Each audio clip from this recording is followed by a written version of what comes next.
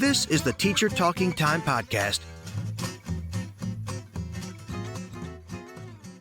Other than listening to this show, you said at the hop, a lot of what happens in classrooms is not informed by theory or research, but there's so much research. How does a teacher decide if they're engaged and they want to learn about this and they want to apply some of this or as much as possible into their classroom? All at once is overwhelming, likely. Do you have a step plan for someone listening that says, "Hey, I'm interested in this.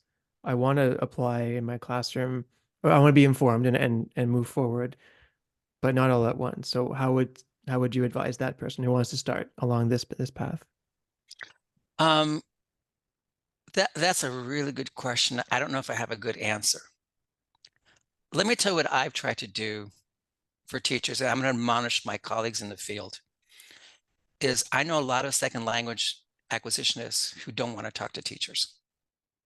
Just because it's not my business. I have nothing to say about teaching. Well, maybe you don't, but that doesn't mean the field doesn't. Right. And so you could be in your own little lane or whatever you want to call it of work that you're doing scholarly wise. That is this micro part of this thing we call second language acquisition. But at some point, somebody's got to step back and look at the big picture and say, what are the main things we know, right? And what of that might be useful to teachers? What do they need to know? What are some basics they need to understand? And so one thing I've done over the years, I've always had my foot in that scholarly domain of doing research on second language acquisition, input processing, and so on and so forth, and blah, blah. But I've also had my foot in the other door of talking to teachers and trying to write things for teachers. And so we need more of that. We need to distill stuff about that. So, so like yesterday, the workshop I gave was basically, what are the basic facts? What are some like 5 or 6 basic facts you need to know? Here they are. These are indisputable. I don't care what theory you have. I don't care what these are facts. These are known to be true. Okay, so now what do you do with these facts? How do they inform you? And if you just give them those basic facts, teachers don't need to go read research, but we need more of that kind of publication. That's what I tried to do while we're on the topic. The book I just did with Russ Simonson on language acquisition in a nutshell.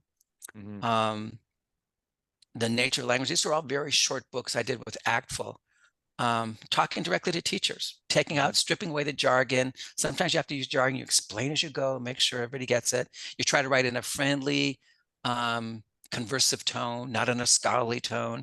You get rid of citations, all that parenthetical stuff with dates, get rid of that. Teachers need to see that. You can put at the end, here's the stuff I'm citing from. If you want to read it on your own, here it is. Just make it accessible reading. And so if you do that, and it can get circulated, then teachers have something to start with. So I don't fault teachers for not knowing what to do or how to get started. It starts with us scholars who aren't very good at communicating to teachers because we think maybe that's not our job. And there's always a certain level of institutional support required for that as well, right? And the thing is, again, I'm not proselytizing a theory. So for example, I don't have to, I work with universal grammar and language processing stuff. I don't have to talk about universal grammar to teachers. And if I talk about input is fundamental, and because that's independent of any theory, input is fundamental. And so here are the data. This is what we know about second language acquisition. There's also such a thing called order development, how language unfolds over time in your head. Irrespective of UG, irrespective of usage-based things, irrespective of skill theory, irrespective of neurolinguistic stuff. This is just a fact. We've known this for almost 50 years, that language unfolds over time in someone's head in certain ways. That's a fact. So those are the kind of things I'm talking about that are unyoked to a theory that theories need to account for, right? But they're facts independent of any given theory. That's what teachers need to know. And that's what I've been trying to give teachers for the last 25 years. Yeah, no, I think your work has been seminal in second language acquisition. And for a lot of teachers, I think I was talking to a lot of the people in our audience, and a lot of them don't seem to know who you are. And I was like, no, we have to bring Bill on the show because I like I said, ever since I read that Crash, and I was like, okay, I need to get this guy on the show at some point. And this is kind of what we're trying to do here, as well, Bill. Is one of the main reasons why we've been running this podcast for so long is because we you were talking about like um, habit inertia and how a lot of teachers language teacher education in general, it's not really informed by how languages are learned and how acquisition happens. And one of the main impetus for us to start this podcast is because we wanted to be this bridge. We wanted to bring the scholars onto the show and talk to them. It's like, talk to us. We have lots of questions. We are still classroom teachers. I like doing my own research. I like doing my own thing. I didn't want to follow a path in academia because I wanted to kind of have my feet in both both feet in the playground, like in different playgrounds.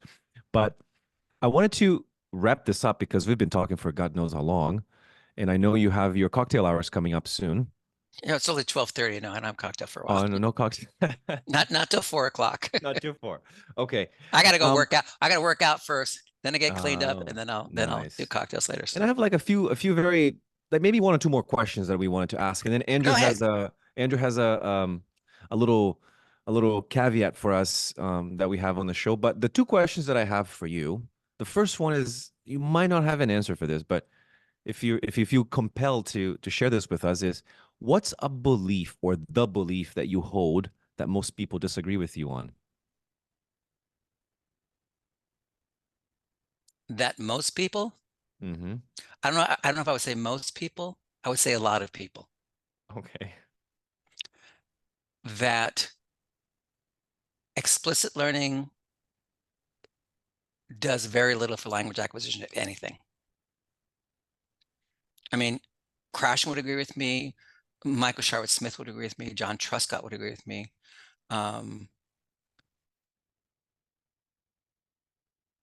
What happens is that one thing here's a fact about language acquisition, just a fact. Most people are non-native like in some way or another in a second language. No matter how good they sound, I can give them very subtle tests and they're non-native in this little area that you're aware of. But some people have accents, people, they fall, there's a big range of non-nativeness people can fall on and different domains in which they can be non-native. So there's a fact of non-nativeness. So what happens when some people disagree with me is when I say explicit learning is not going to do it. Well, we need it because input alone doesn't do the job. What do you mean input alone doesn't do the job?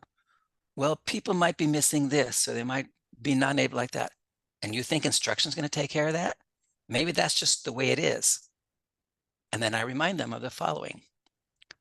You haven't done much work in first language acquisition and use, have you? Because we have research on adult speakers of English that show that there is a range of abilities. Remember the passive tense I told you about earlier? The cow was kicked by the horse. There's some just classic research that shows that college-educated adults process those sentences faster and more accurately than people who don't have college education. And these are native speakers of English. So this group that's not college educated, clearly they've got passives in their head, but they're more prone to making mistakes in the cow was kicked by the horse, thinking the cow did the kicking, for example, than their college educated parts. Now, why is that? Did something happen in college that they learned the passive? No. Look at what these people are exposed to. Mm-hmm. They got greater input, richer input, written text stuff, because you got to read when you're a college student, and passives are much more prevalent in written language than they are in oral language, right? So there's an example of how you can find differences in even in native speakers, how long it takes for them to get something. And there wouldn't be dialect differences within like American English if the fact that people didn't fall in a range of things, right? So you try to remind people that there's this idea of nativeness, that somehow we can get them over a hump or get them past something by teaching it to them because input's not enough. You go, that's not logical. That makes no sense. But that's one of the arguments I hear. So when I say, I'm sorry, explicit teaching and learning doesn't really do much in the long run. In the short run, the beginning, you got your baby teeth, yeah. But in the long run, it doesn't do much. Right. And I get pushback from that from a lot of people, actually. They just don't want to hear that.